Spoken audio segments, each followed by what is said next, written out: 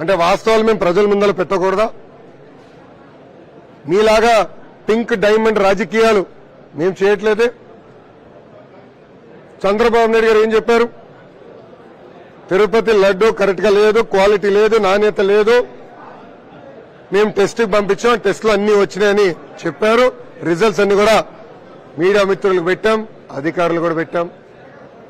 దాంట్లో చాలా క్లారిటీగా ఉంది. అది ఆయన కంపడట్లేదా? మళ్ళీ 5 సంవత్సరాలు మీరు పీకిందేంటి? మీడియా మిత్రులు మీ అందరు తెలుసు, మీరు తిరుపతికి వెళ్లి తిరుమలకి వెళ్లి భక్తుల దగ్గర బైట్స్ తీసుకుంటున్నారు. నేను చూసా అనేక బైట్స్. భక్తులే స్వయంగా మేము ఇన్ని దశాబ్దాల నుంచి వచ్చాం, గత 5 సంవత్సరాలు లడ్డు నాణ్యత లేదు, చిన్నగా అయింది, అలాంటిది బాబు గారు ప్రభుత్వం వచ్చిన వెంటనే నాణ్యత పెరిగింది, సైజు పెరిగింది, క్వాంటిటీ పెరిగిందని భక్తులే చెప్పే పరిస్థితి మనందరం చూసాం. ఇదేం కంపట్లేదా? ఇంకా ఫేక్ ప్రచారం ఇంకా ఎన్ని సంవత్సరాలు చెప్తారు స్వామి? ఎందుకు ఇట్లా చేస్తారు మీరు? తప్పు జరిగితే తప్పు జరిగింది, మమ్మల్ని క్షమించండి అని ప్రజలను అడగాలి. అది పోగా తిప్పి మళ్ళీ మా పైన నిందలేస్తున్నారు. ఆల్ ఎవిడెన్స్ మేము ఈరోజు ప్రజల ముందర పెట్టాం. ఇక్కడున్న బీట్ రిపోర్టర్లందరూ మీ అందరు తెలుసమ్మా. గతంలో మీరందరూ నాతో పాదయాత్రలో ఉన్నవారు, నడిచారు. మీరు చెప్పారు నాకు నాణ్యత లేదు, అన్నదానంలో నాణ్యత లేదు, అన్ని ఛార్జీలు విపరీతంగా పెంచారు, సామాన్య భక్తుల్ని దేవుడికి దూరం చేశారని మీరందరూ కూడా చెప్పింది. దయచేసి మీడియా మిత్రులకు గుర్తు చేస్తున్న విషయం. ఈ రోజు ఒక మంచి ఈఓ గారు నియమించి మొత్తం ప్రక్షాళన చేయండి, సిస్టమ్స్ అన్ని సెట్ చేయండి అని బాబు గారు చెప్పారు. జగన్మోహన్ రెడ్డి గారికి హిస్టరీ తెలియదండి. ఆయన ఏం చదివారో ఎవరు తెలియదు. మీకు తెలుసా ఆయన ఏం చదివాడో, ఎక్కడ చదివారో ఎవరు తెలియదు. కొంచెం హిస్టరీ తెలుసుకోవాలి. తెలుగుదేశం పార్టీ అధికారులకు వచ్చిన తర్వాతనే అన్న ఎన్టీఆర్ నాయకత్వంలో క్యూ కాంప్లెక్స్ కట్టారు, అన్నదానం కార్యక్రమం ప్రారంభించారు. బాబు గారు ముఖ్యమంత్రి ఉన్నప్పుడు ప్రాణదానం చేసి బ్రహ్మోత్సవాలకు వెళ్ళేటప్పుడు అల్లపూరిలో బాంబు బ్లాస్ట్ జరిగింది. అది జగన్మోహన్ రెడ్డి గారు కంపడదు. నాకు దేవాంశ్ కుటుంబంలో దేవాంశ్ వచ్చిన తర్వాత మేము ఎందుకో నిర్ణయం తీసుకున్నాం. అతని పుట్టినరోజు నాడు 3 పూట్ల భోజనం మేము ఉచితంగా భక్తులకి ఇవ్వాలి. అంటే మా వంతు దేవుడికి మేము సాయం చేయాలన్న ఆలోచన ఆ రోజు నిర్ణయం తీసుకున్నాం. గత 9 సంవత్సరాలుగా చేస్తున్నాం. ఇది రాజకీయాలని సూటిగా ఫేక్ జగన్ని నేను ఈరోజు ప్రశ్నిస్తున్నా. గతంలో మీరందరూ చూశారు, టీటీడీని రాజకీయ పునరాస కేంద్రంగా వాళ్ళు వాడుకున్నారు. టీటీడీ లడ్డూలు తీసుకొచ్చి బియ్యం బండిలో పెట్టి ఊరూరు ఎన్నికల కోసం ఎలా పనిచేయారో మీరందరూ తెలుసు. గతంలో వాళ్ళ పార్టీ నాయకులకి ఇంట్లో పెళ్లి జరుగుతుంటే ఆ లడ్డూలు తీసుకెళ్లి పెళ్లిలో పెట్టారు, భక్తులకి లడ్డూలు లేని పరిస్థితి తీసుకొచ్చారు. ఇవన్నీ మీ అందరూ కూడా తెలిసింది. ఈరోజు ఏకంగా టీటీడీలో తిరుమలలో రూల్స్ కి భిన్నంగా అక్కడ అనేక మంది కాటేజీలు కూడా నియమిస్తే అదనపు ఫ్లోర్ లేస్తే కూడా రెగ్యులరైజ్ వాళ్ళే చేసుకున్నారు. అంటే వాళ్ళకు అనుకూలంగా ఉన్న వాళ్ళని రెగ్యులరైజ్ గా చేసుకున్నారు. ఇది చాలా బాధాకరమైన పరిస్థితి. వాస్తవాలన్నీ మేము ప్రజల ముందర పెడతాం, మాకు ఎలాంటి భయం లేదు. జగన్మోహన్ రెడ్డి గారి లాగా మేము పరదాలు కట్టుకుని తిరగట్లేదు స్వామి, మేము పరదాలు కట్టుకుని తిరగట్లా. బాబు గారు మొదటిసారి తిరుపతికి వచ్చి దేవుడి దర్శనానికి వెళ్ళినప్పుడు, అంటే ప్రమాణ స్వీకారం చేసిన రాత్రే తిరుమలకి వచ్చి పొద్దున్న దర్శనానికి వెళ్తున్నారు. నేను వెనకాల వాహనంలో ఉన్నా. తిరుమలకి వెళ్ళిన తర్వాత నేను బ్రహ్మని మాడుకుని అంత తెల్లగా ఉందేంటి రాత్రిని. బండి దిగిన తర్వాత అర్థమైంది పరదాలు ఉన్నాయి. అప్పుడు పోలీస్ సోదరులు పిలిచి ఏంటమ్మా ఎందుకు కట్టారంటే, సార్ క్షమించండి పాత అలవాట్ల పొరపాటు, గత ముఖ్యమంత్రి గారు వస్తే పరదాలు లేని బండే దిగేవారు కాదు, క్షమించండి సార్ తీపిస్తాను. ఈరోజు మేము ప్రజల్లోకి వెళ్తున్నాం. ఈరోజు ప్రజావేదికలో ముఖ్యమంత్రి గారు ఎక్కడ బ్యారికేడ్లు పెట్టుకోవట్లా, కనీసం కూర్చునే కుర్చీ కూడా వేసుకోవట్లేదు. ఆయన బల్ల పైన కూర్చుంటున్నారు, ప్రజల పక్కనే కూర్చుంటున్నారు, ప్రజల్లోనే కూర్చుంటున్నారు, ప్రజల సమస్యలు నేరుగా తెలుసుకుంటున్నారు. అది మాకున్న చిత్తశుద్ధి. దయచేసి ఇది ఫేక్ జగన్ తెలుసుకోవాలి. ఇప్పుడన్నా వాస్తవాలు తెలుసుకుని ప్రెస్ మీట్లు పెడితే బాగుంటుంది. కానీ తిప్పి వాస్తవాలు తెలియకుండా ఏదంటే అది మాడితే ఆయనే రాబోయే రోజుల్లో ఇబ్బంది పడిపోతున్నారు. ఈ నెయ్యి విషయాల్లో తప్పనిసరిగా యాక్షన్ అనేది అనివార్యం, యాక్షన్ ఉంటుంది, దానిలో ఎలాంటి డౌట్ లేదు. మిగతా విషయాలన్నీ కూడా రాబోయే రోజుల్లో మీడియా మిత్రులు ముందలు పెడతాం, ప్రజలు ముందలు పెడతాం. పవిత్రత కాపాడే బాధ్యత నాడు నేడు ఎప్పుడు తెలుగుదేశం పార్టీ తీసుకుంటుంది. డైవర్ట్ పాలిటిషన్ కోసమే ఈ పని చేస్తున్నారు. ప్రతి ఒక్కటి కూడా ఈ విధమైనటువంటి మొన్న వరదలు వచ్చాయి, వరదల వల్ల కూడా ఇలాంటి సిచ్యువేషన్ తీసుకొస్తున్నాడు. తిరుమల పవిత్రమైన లడ్డుల మీద కూడా అబద్ధం చెప్తున్నాడు. ఈ దుర్మార్గతనం పనికొస్తుందని కూడా ఆయన అంటున్నారు. అందుకే ఫేక్ జగన్ అని పేరు పెట్టిన.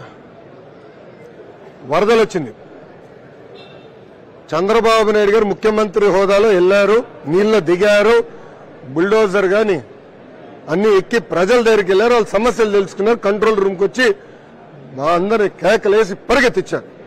అదే జగన్ ఏం చేసేవాడండి, green carpet dais, green red మర్చిపోయా, ఏదో రంగేశాడు అబ్బా, డయాస్లు ఉండేది.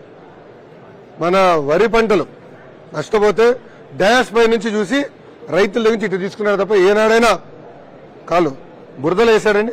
5 సంవత్సరాలు ఏనాడు బురదలు వేశాడు. ఆయన హెలికాప్టర్లు వెళ్తుంటే కింద ట్రాఫిక్ ఆంక్షలు ఉండేది, అంటే నాకు తెలియదు కింద నుంచి మనం కాల్స్తాడేమో అని. ఎంత అన్యాయం అండి అది. డైవర్షన్ పాలిటిక్సా? ప్రజల్లో ఉన్నారు చంద్రబాబు నాయుడు గారు, ప్రజలు మెప్పు పొందారు. అందుకే ఈ రోజు ఎప్పుడు లేని విధంగా దాదాపు 400 కోట్ల రూపాయలు సీఎం రిలీఫ్ ఫండ్కి వచ్చిందండి. నిన్న నేను ఇక్కడికి వచ్చే ముందు నిన్న నా చేతులుగా దాదాపు అందరు కలిసి ₹1 కోటి వరకు నాకు చెక్స్ నాకు ఇచ్చారు. ఇసుక మాఫియా అనేది మీ ప్రభుత్వంలోనే వచ్చింది, పడవలు కూడా మీవే ఆరోపణ చేస్తారు. మళ్ళీ ఏం పీకాడని 5 సంవత్సరాలు చంద్రబాబు నాయుడు గారి పైన దొంగ కేసు పెట్టి 52 రోజులు జ్యుడిషియల్ రిమాండ్ పంపించిన వ్యక్తి ఎందుకు ఇన్వెస్టిగేషన్ చేయాలా? ఇసుకమైన ఎందుకు చేయాలా? ఇప్పుడు మద్యం అన్ని బయటపడతాయి తొందరలో, నేను ఏదో వదిలిపెట్టేది లేదు.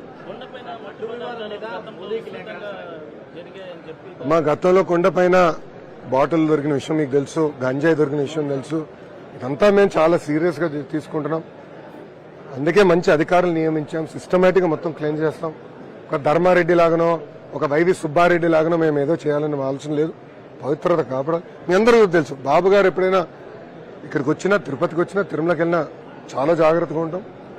అది మా పార్టీ కార్యకర్తలు అందరూ కూడా చెప్తాం, ఓర్పు సహనంగా ఉండండి, తోసుకుని రావద్దు, చాలా జాగ్రత్తగా ఉండాలని చెప్తాం. మీరు అధికారంలో ఉన్నప్పుడు 14 సార్లు రిటర్న్ పంపించారు, మా అధికారంలో ఉన్నప్పుడు 16 సార్లు పంపించాము. అప్పుడు వాళ్ళు ఎందుకు చెక్ చేసుకోలేదు అని కూడా అంటున్నారు. మళ్ళీ ఆయన ఏం చేశాడండి 5 సంవత్సరాలు? 5 సంవత్సరాలు మళ్ళీ ఆయన ఏం పీకాడని అడుగుతున్నా. ఇప్పుడు మీడియాలు కంటే నేను వీడియోలు కూడా చూపిస్తా. భక్తులే చెప్తున్నా నాణ్యత ఇప్పుడు చాలా బాగుంది లడ్డూలని, మీరందరూ కూడా చెప్పాలమ్మా. లడ్డూలు ఇప్పుడు చాలా బాగుందని భక్తులే చెప్తున్నారు కదా. ఎందుకు చెప్తున్నారు? మేము క్వాలిటీ ఇంప్రూవ్ చేసాం, ఇంగ్రీడియంట్స్ మొత్తం టేస్ట్ చేసాం. అది మాకున్న చిత్తశుద్ధి. అలాగే లడ్డు వివాదం మీద ప్రధానమంత్రి మోదీ గారికి సుప్రీంకోర్టు చీఫ్ జస్టిస్ కూడా నేను లేఖ రాస్తున్నాను. ఎవరు రాసుకొని చేసేది ఆయనే, లేఖ రాసేది ఆయన. ఇప్పుడు ఎట్లుందంటే దొంగతనం చేసి ప్రధానమంత్రి గారికి ఇంట్లో దొంగతనం జరిగింది, యాక్షన్ తీసుకోండి, సుప్రీంకోర్టు జడ్జి గారికి ఇంట్లో దొంగతనం జరిగింది, యాక్షన్ తీసుకోండి అని చెప్తున్నట్టుంది. ఇది వాళ్ళ హయాంలో జరిగింది కదా, అంటే ఇప్పుడు ఆయన ఒప్పుకున్నట్టే కదా. ఆయన రిపోర్ట్ ఎక్కడ డిస్ప్యూట్ చేయలే కదా, క్లారిటీగా ఉంది కదా. ఇప్పుడు ఆయన వైవి సుబ్బారెడ్డి గారి పైన రాయమనండి కంప్లైంట్. ఇప్పుడు వైవి సుబ్బారెడ్డి గారు మమ్మల్ని ఛాలెంజ్ చేశారు, మీ అందరూ తెలిసిన విషయమే. నేను నిన్న స్వీకరించా ఛాలెంజ్. 24 గంటలు ఇక్కడనే ఉంటాను సార్, మీరు రండి, నేను ప్రతిజ్ఞ తీసుకుంటాను. నాకు ఎలాంటి డౌట్ లేదు దాంట్లో, నేను తీసుకుంటాను, మీరు కూడా రండి అన్నా. ఏమేడైనా ఎక్కడున్నాడు? ఒకప్పుడు అంటే పెంచి పడేశాడు కదా, 5,000 పెంచేయండి, 15,000 పెంచండి, ఏమవుతుంది అన్నాడు కదా. ఇప్పుడు ఏమేడండి మనిషి అడుగుతున్నా, పారిపోయాడు. అది జరిగింది. ఈ సూపర్ 6 అమలు చేయలేకుండానే ఇటువంటి ఆరోపణలు చేస్తున్నారు, మా పైన ఆరోపణలు చేయడం తగదు. అదే కదా, ఫేక్ జగన్ కి అబద్దాలు చెప్తాం బాగా అలవాటు. ఊర్లో కొన్ని పదాలు వాడతాం ఫేక్ అని, మీ ఆయన చెప్తే మళ్ళీ ఆయన ఫీల్ అవుతాడులే బోద్లే. కానీ పాయింట్ ఏంటంటే మెగా డిఎస్సీ వేస్తాను, వేసాం. పెన్షన్ పెంచుతాను, పెంచాం. మూసేసిన అన్న క్యాంటీన్లు మళ్ళీ తెరుస్తాను, తెరిచాం. 20 లక్షల ఉద్యోగాలు కల్పిస్తాను. అనేక పరిశ్రమలకు మేము ఆల్రెడీ ఎంఓఏలు ఒప్పందం కుదుర్చుకున్నాం. శ్రీ సిటీకి చంద్రబాబు నాయుడు గారు వస్తాం జరిగింది, మీరందరూ కూడా చూశారు. ఇంకా అనేక కంపెనీలు రాబోతున్నాయి. అరే ఒక మాట అడుగుతున్నాను, జగన్మోహన్ రెడ్డి గారు ముఖ్యమంత్రి ఉన్నప్పుడు ఒక పారిశ్రామిక ఆంధ్ర రాష్ట్రంకి వచ్చేవాడా? ఒక ఇన్వెస్ట్మెంట్ జరిగేదా? అలాంటిది ఇప్పుడు అందరూ వచ్చారు, మళ్ళీ మొదలైనవి. ఒక రెన్యూవబుల్ ఎనర్జీలోనే దాదాపు లక్షల కోట్ల పెట్టుబడి రాబోతుంది ఆంధ్ర రాష్ట్రానికి. అది చంద్రబాబు నాయుడు గారికి ఉన్న బ్రాండ్ ఇమేజ్. మళ్ళీ ఆయన ఎటు మాడతాడు, జగన్ ఎటు మాడతాడు ఇవన్నీ? అంటే ఈ 100 రోజుల పాలన ఏదైతే ఉందో సరిగా చేయలేక మా మీద పడుతున్నాడు అనేది కూడా జగన్ ఆరోపణ. మేము ప్రజల్లో ఉన్నాం, ప్రజల్లో తిరుగుతున్నాం. ఇప్పుడు బంగారు పాలనలో మేము ప్రజల్లో ఉన్నా, ఎక్కడ బ్యారికేడ్లు ఏం లేవే, ప్రజల్లోకి వెళ్ళాం, ప్రజలతోనే కలిసాం. ఎందుకు భయపడతామండి? ఎందుకు భయపడాలి? మేము ఒక క్యాలెండర్ పెట్టాం, ఆ క్యాలెండర్ ప్రకారం మేము తప్పనిసరిగా ఇచ్చినాము, అమలు చేసుకుంటాం. ఎందుకంత భయపడుతున్నాడు? ఒక్క నిమిషం, దానికి మళ్ళీ వస్తా. ఒక్క నిమిషం, ఒక నిమిషం. మా మీద అక్రమ కేసులు పెడుతున్నారంటూ కూడా జగన్ చెప్పారు. అంటే స్కిల్ కేసులో ఎవరైతే అధికారులు వేధించారో వాళ్ళ అధికారులు ఎవరైతే వాళ్ళ అక్రమ కేసులు పెట్టారు. ఒక్క నిమిషం, ఎవరమ్మా ఈ ఆఫీసర్స్ ఎవరు? పిఎస్ఆర్ ఆంజనేయులు స్కిల్ కి ఏం సంబంధం అండి? ఒక్క నిమిషం, వన్ సెకండ్. స్కిల్ డెవలప్మెంట్ కేసుకి, పిఎస్ఆర్ ఆంజనేయులకి, విశాల్ గున్నీకి, ఇంకెవరైనా పేరు టాటా, క్రాంతి రాణా టాటా ఏదో పేరుంది లేబా, ఆయనకి ఏం సంబంధం ఈ కేసుకి? స్కిల్ నాకున్న అవగాహన మేరకు skill development case Raghuram Reddy Kolli Raghuram Reddy అయ్యో ఆర్ సిట్ వేసినట్టున్నారు. వీళ్ళు ముగ్గురు ఇన్వాల్వ్మెంట్ లేదు అంటే ఆయన ఒప్పుకుంటున్నారా వీళ్ళు ముగ్గురు ఇన్వాల్వ్మెంట్ ఉందని దాంట్లో? అంటే జగన్మోహన్ రెడ్డి గారు ఒప్పుకుంటున్నారా ఈ ముగ్గురు అధికారులు ఇన్వాల్వ్మెంట్ ఉంది అంటే? పిఎస్ఆర్ ఆంజనేయులు ఆదేశాల మేరకు కేసు కట్టారా అని నేను సూటిగా ఫేక్ జగన్ ని ప్రశ్నిస్తున్నా. ఇక్కడ విచిత్రం ఏంటంటే ఆనాటి డీజీపీగా వివరించిన వ్యక్తి పేరు ఎవరికి తెలీదు, ఆయన ఏం చేశాడో ఎవరికి తెలియదు. ఈ యాక్ట్రెస్ కేసులో సీఎంఓ నుంచి ఆదేశాలు, సీఎంఓకి పిలిచి, అంటే తాడిపల్లి కొంపలో ఉన్న సీఎంఓకి పిలిచి అక్కడి నుంచే మాకు ఆదేశాలు జారీ చేశారు, బాంబేకి వెళ్ళండి, ఇక్కడికి వెళ్ళండి అని క్లియర్ గా ఇన్వెస్టిగేషన్ లో బయటపడిపోయింది. విచిత్రం ఏంటంటే 6:30కి ఎఫ్ఐఆర్ బుక్ చేస్తారు, 7:30కి ఫ్లైట్ ఎక్కుతారండి. ఓకే, అంత స్పీడ్ ఉందా, అంత పోలీసులు అంత బాగా చేస్తున్నారు అనుకుంటే టికెట్ ఎప్పుడు బుక్ చేశారు? 3 రోజుల ముందర బుక్ చేశారు. అంటే కల్లో వచ్చింది, 3 రోజుల ముందల జగన్మోహన్ రెడ్డి గారి కళ్ళు వచ్చింది. ఎంత అన్యాయం అండి అన్నా. మళ్ళీ చెప్తున్నా, ఎర్ర బుక్ గురించి నేను క్లారిటీ ఇవ్వదలుచుకున్నా, మళ్ళీ చెప్తా. ఏ అధికారులైతే చట్టాన్ని ఉల్లంఘించి ప్రజల్ని, కార్యకర్తలు ఇబ్బంది పెట్టారో వాళ్ళని నేను వదిలిపెట్టాను అన్నా. ఎంక్వైరీ చేస్తానా, ఆగమ్మా, సర్వీస్ నుంచి డిస్మిస్ చేస్తానా, అవసరమైతే జైలు కూడా పంపిస్తాను. దానికి కట్టుబడి ఉన్నాను నేను. ఊరూరు మాట్లాడా, దాదాపు 90 పబ్లిక్ మీటింగ్లు పెట్టా. ప్రజలకు నేను చెప్పాను, నేను ప్రజలకు ఇచ్చిన హామీ ఇది, తప్పనిసరిగా అమలు చేస్తాను. దానికి ఎందుకు భయపడతాడు? పద్దాకి ఎర్ర బుక్ అంటాడు. అరే బాబు, అది రాజారెడ్డి రాజ్యాంగం కాదు, అంబేద్కర్ గారి రాజ్యాంగం. అంబేద్కర్ గారి రాజ్యాంగంలో చాలా స్పష్టంగా చట్టాలు ఉల్లంఘించిన వాళ్ళు పొక్కలు వేయండి చెప్పారు, ఇంక్లూడింగ్ మిమ్మల్ని కూడా. ఆ డౌట్ ఎందుకు మీకు? సాక్షి